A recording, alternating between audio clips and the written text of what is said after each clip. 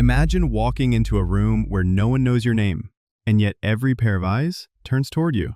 No words spoken, no introductions made, but somehow everyone senses you're someone they should pay attention to. That kind of silent power is rare, and it can be yours. Respect doesn't always come from what you say. In fact, most of the time, people decide whether to respect you before you even open your mouth. Think about it. The way someone carries themselves can tell you more than their entire resume. The question is, how do you flip that switch the moment you walk in? Picture this. You're standing in line at a cafe. Someone walks in, no flashy clothes, no loud entrance, but you notice them instantly. They move with calm certainty. Their shoulders aren't hunched. Their eyes don't dart around nervously. They simply exist, like they belong everywhere. That's not luck, that's control. Humans are wired to pick up on these signals. We read posture, facial expressions, the way someone uses space.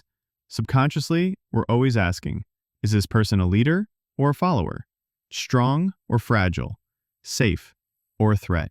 The answer comes not from words, but from presence. And presence is a skill. The dangerous trap most people fall into is trying too hard. They force a smile, they puff their chest, they talk louder than everyone else. But that doesn't inspire respect. It screams insecurity.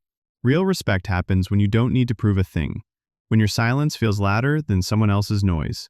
Imagine sitting across from someone who doesn't rush to fill the quiet. They let the pause hang in the air, steady and unbothered.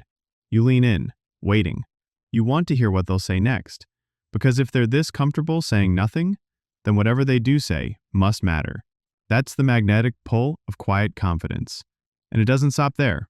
Eye contact, steady and unshaken, makes people feel like you see straight through them.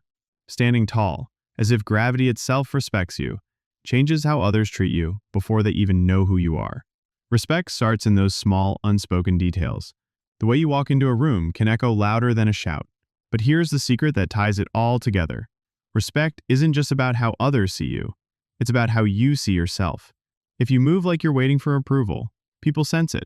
If you walk like you've already given yourself permission to be enough, they sense that too. That's when people respect you without you ever having to ask. So the next time you enter a room, remember, you don't need to force attention, beg for it, or perform.